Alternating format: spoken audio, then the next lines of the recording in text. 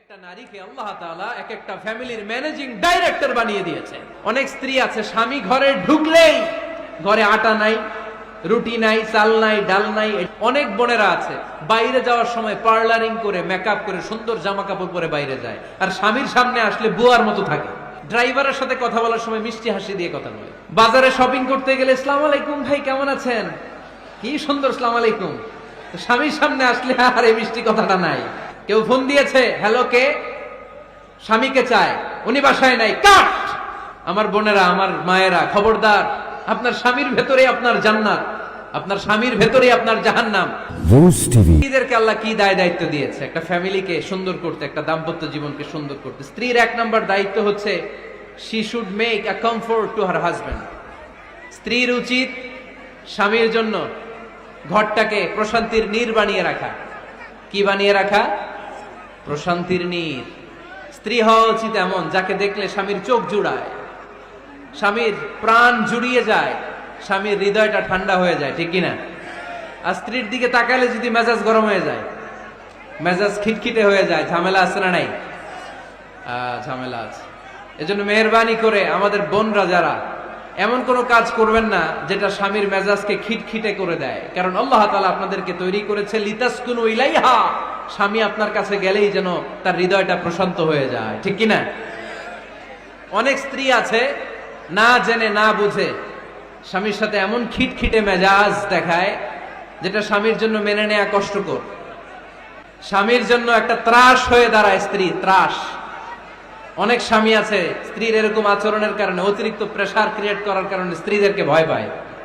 এজন্য বোনদেরকে বলবো লিতাসকুনু ইলাইহা, এমন ভাবে আপনি আপনার স্বামীর সামনে নিজেকে প্রেজেন্ট করেন যাকে আপনাকে দেখলে আপনার স্বামীর চোখ জুড়িয়ে যায়, হৃদয়টা প্রশান্ত হয়ে যায়, আপনাকে দেখলেই আপনাকে ভালোবাসতে মনে চায়, ঠিক কিনা? এজন্য রব্বুল আলামিন বলেন, আমি নারীদেরকে তৈরি করেছি লিতাসকুনু ইলাইহা, যেন পুরুষেরা স্ত্রীদের সংস্পর্শ যখন পায় পুরুষদের হৃদয়টারে প্রশান্ত করে দেয়। কে? রব্বুল আলামিন বলেছেন খাদিজার জন্য জান্নাতে আমি এমন একটা ঘর বানিয়েছি যেই ঘরের মধ্যে কোনো বিশৃঙ্খলা নাই। খাদিজার জন্য জান্নাতে এমন একটা প্রাসাদ আমি বানিয়েছি যেই প্রাসাদের মধ্যে কোনো আওয়াজ নাই, কোনো কোলাহল নাই, কোনো বিশৃঙ্খলা নাই। কারণ খাদিজা আমার নবীকে এমন একটা ঘর উপহার দিয়েছে যেই ঘরের মধ্যে কোনো বিশৃঙ্খলা ছিল না, আওয়াজও ছিল না। পড়েন সুবহানাল্লাহ। আল্লাহ রাসূল যখন সারাদিন কাফেরদের মাঝে কোরআনের দাওয়াত দিতেন, কোলাহল, মারামারি, জীবনের ঝুঁকি নিয়ে মক্কার কুরাইশদের মাঝে যখন দাওয়াত দিতেন, সব বিশৃঙ্খলা, ঝামেলা, গোলমাল শেষ করে রাতের বেলায় যখন খাদিজার ঘরে বিশ্বনবী ঢুকতেন, বিশ্বনবীর হৃদয়টারে প্রশান্ত করে দিত কে? আম্মাজান খাদিজা বিশ্বনবী সাল্লাল্লাহু আলাইহি ওয়াসাল্লামের জন্য এমন ঘর উপহার দিয়েছেন যেই ঘরে বিশ্বনবী আসলে বিশ্বনবীর হৃদয়টা ঠান্ডা হয়ে যেত। সুবহানাল্লাহ পড়েন। অনেক স্ত্রী আছে স্বামী ঘরে ঢুকলেই ঘরে আটা নাই, রুটি নাই, চাল নাই, ডাল নাই, এটা লাগবে, ওইটা লাগবে, ওখানে যেতে হবে, একটার পর একটা ফিরিস্তি বলে বেড়ায়, আছে না নাই? না, এটা করবেন না। আপনার কি লাগবে এই সব দায়িত্ব আল্লাহ তাআলা স্বামীকে দিয়েছে, স্বামীকে জানাবেন।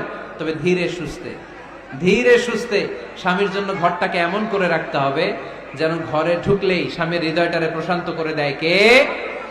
এজন্য স্ত্রীর প্রথম দায়িত্ব ঘরটারে প্রশান্তির নীড় বানানো। একটা সুখী দাম্পত্য জীবনের জন্য স্ত্রীর 2 নাম্বার দায়িত্ব হচ্ছে স্বামীকে ইন্সপায়ার করা, স্বামীকে সাহস জোগানো, পিছন থেকে ড্রাইভিং পুশের মতো কাজ করা। কারণ স্বামীকে যখন স্ত্রী সাহস যোগায়, স্বামীর সাহস বেড়ে যায়, ঠিক কিনা? আল্লাহর হাবিব সাল্লাল্লাহু আলাইহি ওয়াসাল্লামের কাছে কোরআনের আয়াত নাযিল হলো, ইকরা বিসমি রাব্বিকাল্লাযী খালাক, খালাকাল ইনসানা মিন আলাক, ইকরা ওয়া রাব্বুকাল আকরাম আল্লাযী আল্লামা বিল কলম আল্লামাল ইনসানা মা লাম ইয়ালাম। পড়েন আল্লাহু আকবার। সূরাতুল আলাকের 5 আয়াত হেরা গুহায় যখন নাজিল হয়ে গেল, বিশ্বনবী সাইয়েদনা জিবরাইলকে নিজ আকৃতিতে দেখলেন, পা থেকে মাথা পর্যন্ত দেখে বিশ্বনবী ভয় পেয়ে গেলেন। বিষ্ণু ঈসা ইসলামের হৃদয় কাঁপতে আরম্ভ করলো। কোরআনের 5 আয়াত নিয়ে হেরা গুহা থেকে বিশ্বনবী আম্মাজান খাদিজাতুল কুবরা রাদিয়াল্লাহু তাআলা আনহার কাছে চলে আসলেন।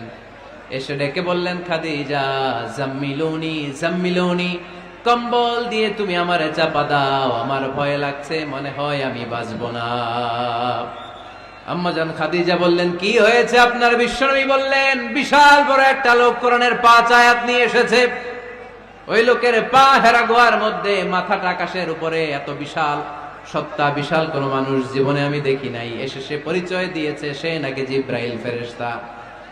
বিশ্বনবী বললেন, মনে হয় আমি বাঁচবো না, আমার জ্বর চলে এসেছে, আমার হৃদয়ের মধ্যে কাঁপুনি শুরু হয়েছে, তুমি আমারে কম্বল দিয়ে চাপা দাও। আম্মাজান খাদিজা বললেন, ও নবী, ভয় পাবেন না, আমার আল্লাহ কোনদিন আপনারে অপমান করবেন না। সুবহানাল্লাহ পড়েন।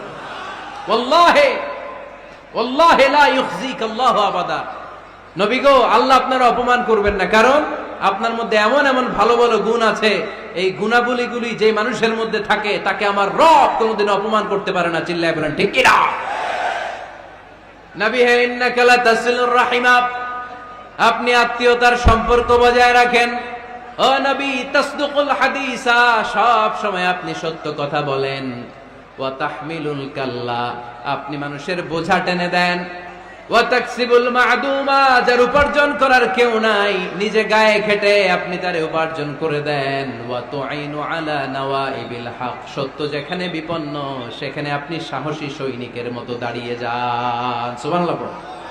নবী হে, আপনি ভয় পাবেন না, কারণ আপনি এমন অসাধারণ ব্যক্তিত্ব, এমন জনকল্যাণমূলক কাজের আঞ্জাম আপনি দেন, এরকম লোককে আল্লাহ কখনো অপমান করতে পারে?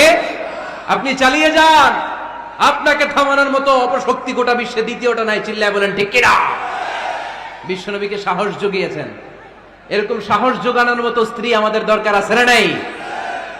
বিশ্বনবী সারাদিন বাইরে যখন কাফের মুশরিকদের অত্যাচার অনাচার সহ্য করে ঘরে আসতেন, আম্মাজান আয়েশা এমন সাহসিকতার বাণী শোনাতেন, এমন মোটিভেশন শোনাতেন, এমন ইন্সপায়ারেশন দিতেন, বিশ্বনবী সারাদিনের সব দুঃখ কষ্ট ভুলে গিয়ে এর পরের দিনের দাওয়াতি কাজের জন্য নতুন করে এনার্জি ফিরে পেতেন। চিল্লায় পড়েন আল্লাহু আকবার।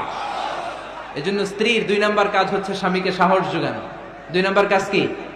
স্বামীকে সাহস যোগানো, স্বামীকে সাপোর্ট দেয়া। স্ত্রীর 3 নাম্বার কাজ হচ্ছে স্বামীর ডাকে সাড়া দেয়া। কি দেয়া? স্বামী যদি স্ত্রীর সঙ্গ পেতে চায়, স্ত্রীর ওই ডাকে সাড়া দিতে হবে।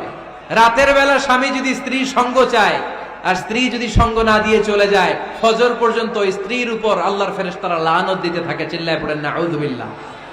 তবে হ্যাঁ, ভ্যালিড যদি কোনো কজ থাকে, ভ্যালিড কজ, অসুস্থতা, অন্যান্য কমপ্লেক্সিটি যদি থাকে, সেটা ভিন্ন ব্যাপার। কিন্তু ইগোর কারণে, ইগো, মেজাজ দেখিয়ে, রাগ দেখিয়ে কোনো বোন যদি স্বামীর আহ্বানে সাড়া না দিয়ে মুখ ফিরিয়ে চলে যায়, ফজর পর্যন্ত আল্লাহর ফেরেশতারা ওই মহিলার উপর লানত দিতে থাকে। আওয়াজ করে পড়তে হবে নাউযুবিল্লাহ। আবার বিশ্বনবী বলেছেন, খবরদার, রমজান ছাড়া কোন নফল রোজা কোন স্ত্রী যদি রাখতে চায়, নফল রোজা রাখার আগে স্বামীর কাছ থেকে যেন সে অনুমতি নিয়ে নেয়। নফল রোজা, আওয়াজ করে বলেন কি রোজা? ফরজ রোজা না। দিনের বেলা যেহেতু রোজা রাখতে হয়, কোন নারী, কোন যুবতী নারী, বয়স্ক নারীদের কথা ভিন্ন, কোন যুবতী নারী যদি নফল রোজা রাখতে চায়, সে তার স্বামীর পারমিশন নেবে। কারণ হয়তো স্বামী দিনের বেলা স্ত্রীর সঙ্গ চেতে পারে, ঠিক কিনা? এজন্য স্বামীর কাছ থেকে পারমিশনের দরকার আছে না নেই? দাম্পত্য জীবনকে সুখময় করতে হলে একজন স্ত্রীর 4 নম্বর দায়িত্ব হচ্ছে নিজের সতীত্বের হেফাজত করা। 5 নম্বর দায়িত্ব হচ্ছে স্বামীর সম্পদের হেফাজত করা। সাইয়েদনা আবু সুফিয়ান রাদিয়াল্লাহু তাআলা আনহু ছিলেন খুব কৃপণ মানুষ, বিষ্ণু ইসলামের শ্বশুর। সেই বুখারীতে এসেছে, ওনার স্ত্রী এসে আল্লাহ রাসূল সাল্লাল্লাহু আলাইহি ওয়াসাল্লামের কাছে বলেন, ইয়া রাসূলুল্লাহ, ইন্না আবা সুফিয়ান রাজুলুন শাহীহ। হে আল্লাহর রাসূল, আবু সুফিয়ান খুব কৃপণ মানুষ, আমার আর আমার সন্তানদের খরচের জন্য যে টাকা পয়সা লাগে আমার স্বামী দেয় না। এখন আমার স্বামীর অনুমতি ছাড়া সিন্ধুক থেকে টাকা নেয় আমার জন্য জায়েজ কিনা? আল্লাহর হাবিব বললেন, হ্যাঁ, স্বামী যদি কৃপণ হয় তাহলে ফ্যামিলির খরচের জন্য যতটুকু দরকার অতটুকু নিতে পারবা, ওইটারে ক্ষমা করে দিবে কে? আমাদের অনেকের মধ্যে অনেক কৃপণ লোক আছে না নাই? এই কৃপণ লোক যদি থাকে, আপনার অনুমতি ছাড়াও ভাবি আপনার পকেট থেকে টাকা নিতে পারবে। কৃপণ যারা, তাদের পারমিশন ছাড়া পকেট থেকে আলমারি থেকে টাকা নিয়ে যতটুকু দরকার ফ্যামিলির ততটুকু খরচ করা যাবে, অতিরিক্ত খরচ করা যাবে না। 6 নাম্বার দায়িত্ব হচ্ছে ছেলে মেয়েদেরকে দেখাশোনা করা, ছেলে মেয়েদেরকে বুকের দুধ খাওয়ানো। অনেক মা আছে ছেলে মেয়েদেরকে বুকের দুধ খাওয়াতে চায় না, আছে না নাই? হ্যাঁ, ডানু খাওয়ায়, ডানু। আর কি খাওয়ায়? হ্যাঁ, মিল্ক ভিটা আর নিডো, নেসলে, সেরেলাক আর হ্যাঁ বায়োমিল্ক। মাশাআল্লাহ, অনেক নাম জানেন তো আপনারা। মেডিকেয়ার। তো এই বুকের দুধ খাওয়াতে চায় না অনেক মায়েরা। আপনার বুকের দুধের মধ্যে বাচ্চাদের জন্য আল্লাহ রাব্বুল আলামিন ন্যাচারাল ভ্যাকসিন দিয়ে দিয়েছেন। চিল্লায় পড়েন সুবহানাল্লাহ।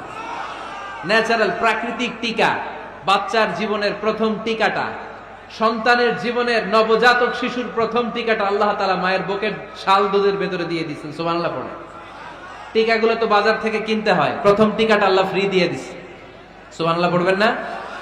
এজন্য রাব্বুল আলামিন বলেন, ওয়াল ওয়ালিদাতু ইউরদি'না আওলাদাহুন্না হাওলাইনি কামিলাইনি লিমান আরাদা আন ইউতিম্মার রাদা'a। দুনিয়ার প্রতিটা মায়ের উচিত টানা 2 বছর তাদের সন্তান সন্ততিদেরকে দুধ খাওয়ানো।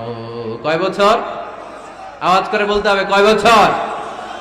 মায়ের বুকের দুধ যে ছেলেগুলো খায় না, এদের ব্রেনের গ্রোথ হয় না। এগুলো হয় বলদা নাম্বার 1। কি হয়? বলদা নাম্বার 1। ফার্মের মুরগির মতো এগুলা। ফার্মের মুরগি দেখছেন? হ্যাঁ, ফার্মের মুরগি দেখবেন যে দোকানে যখন কিনতে যাবেন, এটারে নিয়ে যেখানে ওজন করে ওইখানে বসা রাখলে ওইখানেই বসে থাকে।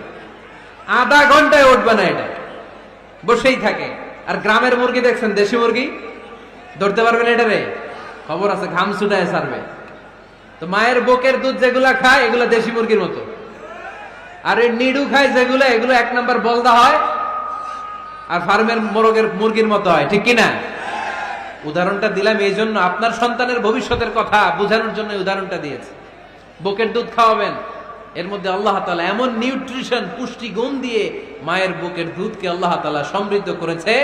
বাচ্চার ব্রেইনের গ্রোথ হয়, বাচ্চার হাড্ডিগুলো খুব শক্ত হয়, সে ইনফিরিয়রিটি কমপ্লেক্সে ভোগে না, হীনমন্যতায় ভোগে না। জীবনের যেখানেই যাবে সেখানেই সে হবে সফল। চিল্লায় বলেন ঠিক কিনা? অনেক মা আছে বুকের দুধ খাওয়াতে চায় না, ডানু খাওয়ায়, নিডু খাওয়ায়, আবার নিজেদের কাজের জন্য ব্যস্ত, ছেলে মেয়েদেরকে সময় দেয় না। আছে না নাই? নারীরা চাকরি করতে পারবে, হেজাব করে নিজেকে পর্দার মধ্যে রেখে শিক্ষকতা করতে পারবে, ডাক্তারি করতে পারবে, সব পেশায় তারা যেতে পারবে, নিজেদেরকে পর্দার মধ্যে রেখে হেজাব পরে সব জায়গায় যেতে পারবে। কিন্তু সন্তানদেরকেও দেখাশোনার দরকার আছে না নাই? অনেক মায়েরা নিজেরা থাকে চাকরিতে আর ছেলে মেয়েদেরকে দিয়ে রাখে কাজের মেয়ের কাছে। আছে না নাই? মনে রাখবেন, আপনি যদি অফিসে চাকরিতে ব্যস্ত থাকেন আর ছেলে মেয়ে যদি কাজের মেয়ের কাছে মানুষ হয়, তাহলে ছেলে মেয়ে আপনার আচরণ পাবে না, সে কাজের মেয়ের বুয়ার আচরণ পেয়ে পেয়ে বড় হবে। চিল্লায় বলেন ঠিক কিনা? এক একটা নারীকে আল্লাহ তাআলা এক একটা ফ্যামিলির ম্যানেজিং ডাইরেক্টর বানিয়ে দিয়েছে। এ women is an MD of a family. একজন নারী একটা ফ্যামিলির ম্যানেজিং ডাইরেক্টর। এখানে অনেক কাজ আছে মিয়া। এখানে তার ফুড ম্যানেজমেন্ট এনশিওর করতে হয়, এখানে অনেক ডিপ্লোমেসি জানা লাগে। একজন নারীকে ফ্যামিলিতে টিকে থাকতে হলে কূটনীতি লাগে, শাশুড়ির সাথে বউয়ের ঝগড়া আছে না নাই, এটা ম্যানেজ করতে হয়। একান্নবর্তী ফ্যামিলি হলে স্বামীর ভাই বোন এদের মন মানিয়ে চলতে হয়, পুরো ঘরটাকে হ্যান্ডেল করতে হয়। এখানে আছে ফুড ম্যানেজমেন্ট, এখানে আছে ক্লিনিং ম্যানেজমেন্ট, এখানে আছে ডিপ্লোমাসি। পুরো ঘরের মধ্যে তো বিশাল একটা অফিস। এই কাজ ফেলে দিয়ে মহিলারা বাইরে ঘুরে বেড়ায় না। ফ্যামিলি সামলান। আপনি যদি ঘরমুখ হন তাহলে আপনার ফ্যামিলির মধ্যে বরকত দিয়ে এটাকে সমৃদ্ধ করে দিবে কে? তাহলে সুখী দাম্পত্য জীবনের 6 নম্বর ফর্মুলা হচ্ছে ছেলে মেয়েদেরকে সময় দেয়া। ছেলে মেয়েদেরকে সময় দেন। Spending money, spending time is more important than spending money for children. ছেলে মেয়েদের জন্য টাকা ব্যয় করার চেয়ে ছেলে মেয়েদের সাথে সময় ব্যয় করা বেশি গুরুত্বপূর্ণ। ঠিক কিনা? এমন অনেক ফ্যামিলি আছে আমি দেখেছি যে বাবাও চাকরিজীবী, মাও চাকরিজীবী। আছে না নাই? হয় ডে কেয়ারে না কাজের বুয়ার কাছে মানুষ হইতেছে। বাবা মারা যখন সকালে অফিসের জন্য বের হয় তখনও ছেলে মেয়ে ঘুমায়, আবার রাতে যখন মিটিং সিটিং সব শেষ করে ঘরে আসে তখনও ছেলে মেয়েগুলা ঘুমায়। শুক্রবার ছাড়া বাবা মার ছেলে মেয়েদের দেখা নাই। এরকম ফ্যামিলি আছে না নাই? ঢাকাতে পারিবারিক এই ক্রাইসিস, এই সংকটগুলো আমরা প্রায়ই শুনি। আল্লাহ তুমি আমাদের ফ্যামিলিগুলোরে বরকতময় করো, আমাদের ফ্যামিলিতে যেন আমরা জান্নাতি ইমেজ উপভোগ করতে পারি, তুমি তৌফিক দান করো। আওয়াজ করে পড়বো আমিন।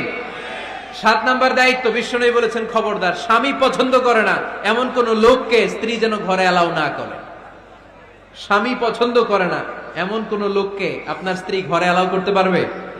আমার বোনেরা খবরদার, আপনার স্বামীর পারমিশন ছাড়া, আপনার স্বামী পছন্দ করে না এরকম কোন লোককে আপনার ঘরে আপনি অ্যালাউ করতে পারবেন না। 8 নাম্বার, স্বামীকে আর্থিকভাবে সহযোগিতা করা। যদি স্ত্রী ধনী হয়, আমরা সব এক করে ফেলছি, আসলে ইসলামের দৃষ্টিতে স্বামীর ব্যালেন্স আলাদা, স্ত্রীর ব্যালেন্স আলাদা। স্বামীর যাকাত আলাদা, স্ত্রীর যাকাত আলাদা, ঠিক কিনা? স্ত্রী ধনী হতে পারে, স্ত্রীর আলাদা সম্পদ থাকতে পারে। যদি স্ত্রীর সম্পদ থাকে, স্ত্রীর উচিত তার সম্পদ দিয়ে তার স্বামীকে এস্টাবলিশ হতে, স্বাবলম্বী হতে সহায়তা করা। যদিও এটা আল্লাহ তাআলা আবশ্যক করে দেন নাই, কারণ আর্থিক ফিনান্সিয়াল সব কাজগুলোকে স্বামীর উপরে ফরজ করেছে কে? ফিনান্সিয়ালি 1 টাকা খরচ করা, 1 টাকা দায়ভার নেয়া কোন স্ত্রীর উপরে আল্লাহ আবশ্যক করে নাই। তারপরেও স্ত্রী যদি ধনী হয়, স্ত্রীর যদি জায়গা জমি থাকে, সম্পদ থাকে, তাহলে স্ত্রীর উচিত তার স্বামীকে স্বাবলম্বী হতে সহযোগিতা করা, ঠিক কিনা? আমরা মডেল হিসেবে আম্মাজান খাদিজা রাদিয়াল্লাহু তাআলা আনহার জীবনের দিকে যদি তাকাই, তাহলে দেখবো উনি অনেক মহিয়সী, গরিয়সী একজন ব্যবসায়ী নারী ছিলেন। আম্মাজান খাদিজা রাদিয়াল্লাহু তাআলা আনহা ওনার ব্যবসায় স্টাফ হয়ে বিশ্বনবী ওনার সাথে পরিচিত হলেন। বিশ্বনবীর আমানতদারিতায় মুগ্ধ হয়ে আম্মাজান খাদিজা বিশ্বনবীরে বিয়ের প্রস্তাব দিলেন।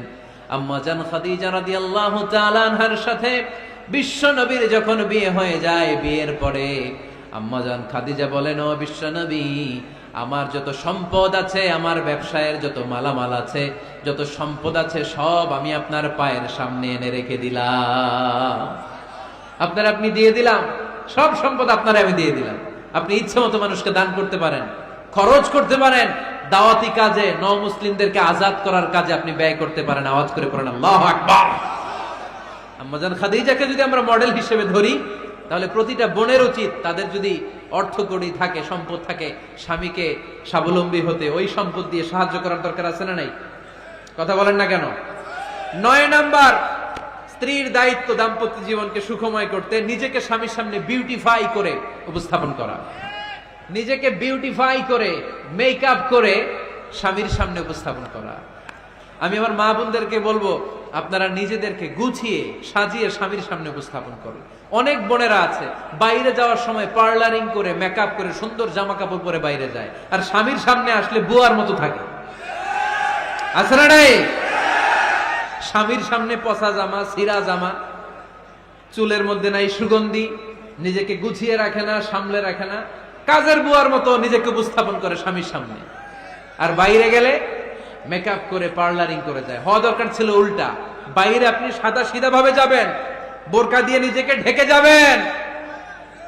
বাইরে যাওয়ার সময় কোনো নারী পারফিউম ইউজ করে যেতে পারবে না। নারীরা যত পারফিউম ইউজ করতে মনে চায় আপনার বেডরুমে, আপনার স্বামীর সামনে, ঠিক কিনা? স্বামীর সামনে পারফিউম ইউজ করেন, নিজেকে উজাড় করে সাজান স্বামীর জন্য। এই প্রতিটা সাজুগুজুতে সওয়াব আছে না নাই? ইসলাম কতটা চেক এন্ড ব্যালেন্স, কতটা ভারসাম্যপূর্ণ জীবন ব্যবস্থা। খবরদার, নারীরা ডিওডোরেন্ট ইউজ করে বাইরে যেতে পারবে, যেটা সে তার আর্মপিটে ইউজ করে, কিন্তু ঝাঁঝালো পারফিউম বোরকার উপর দিয়ে মেরে কোনো নারী বাইরে যেতে পারবে? কথা বলেন। সুনানে নাসাইর হাদিস, আল্লাহর হাবিব বলেন, আইয়ুমা ইমরাআতিন ইস্তা'তারাত নাফসাহা ফামাররাত আলা কওমিন লিয়াজিদু রিহাহা ফাহিয়া জানিয়া। কোন নারী যদি তার জামার উপর দিয়ে পারফিউম মেখে পুরুষ লোকের দৃষ্টি আকর্ষণের জন্য ঘরের বাইরে বের হয়, যতটা পুরুষ তার চেহারার দিকে লোলুপ দৃষ্টি নিয়ে তাকাবে, ততটা পুরুষের সাথে জিনার গুনাহ মহিলার আমলনামায় তুলে দিবে কে? পারফিউম মেখে যদি কোনো নারী বের হয় এই উদ্দেশ্যে যে ছেলেরা আমাদের প্রতি আকৃষ্ট হবে, যতটা ছেলে তার দিকে তাকাবে, প্রত্যেকটা ছেলের সাথে জিনার গুনাহ আল্লাহ তাআলা এমনি তার আমলনামায় তুলে দিবে। নাউজুবিল্লাহ পড়েন। এজন্য খবরদার, নিজেকে সাজিয়ে গুজিয়ে স্বামীর সামনে উপস্থাপন করুন, সাজিয়ে গুজিয়ে। অনেক স্ত্রীরা আছে ড্রাইভারের সাথে কথা বলার সময় মিষ্টি হাসি দিয়ে কথা বলে। বাজারে শপিং করতে গেলে আসসালামু আলাইকুম ভাই কেমন আছেন, কি সুন্দর আসসালামু আলাইকুম। স্বামীর সামনে আসলে আর এই মিষ্টি কথাটা নাই, আসলে নাই। বাইরে তোমার চিকন গলায় কিসের আসসালামু আলাইকুম, হ্যাঁ না, বাইরে আপনি আসসালামু আলাইকুম দিতে যাবেন না, ঝটপট করে কর্কশ ভাষায় কথা বলে শেষ। কেউ ফোন দিয়েছে, হ্যালো কে, স্বামীকে চায়, উনি বাসায় নাই, কাট।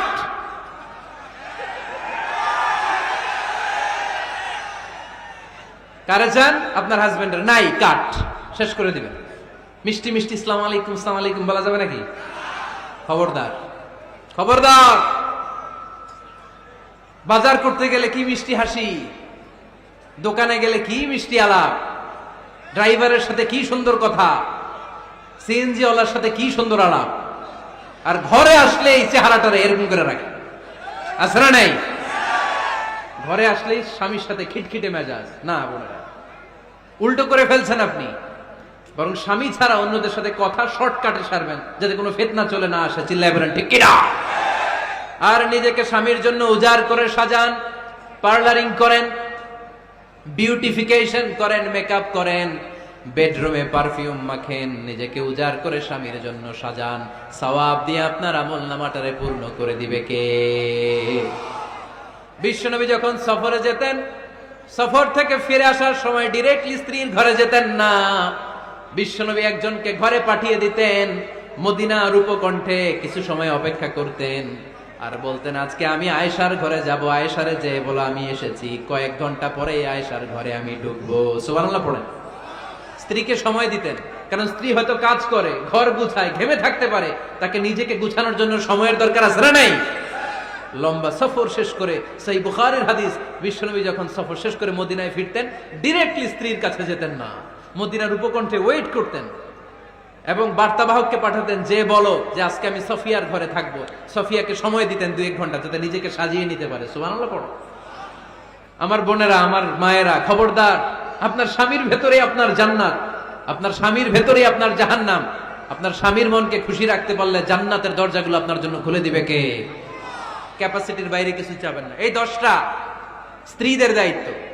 এই 10টা পয়েন্ট যদি কোনো স্ত্রী স্বামীর জন্য এইভাবে স্যাক্রিফাইস করে করে এইভাবে আঞ্জাম দিতে পারে, এই স্ত্রীদের জন্য জান্নাতের দরজাকে খোলা রেখেছে কে? আওয়াজ করে বলতে হবে, খোলা রেখে দিয়েছেন কে?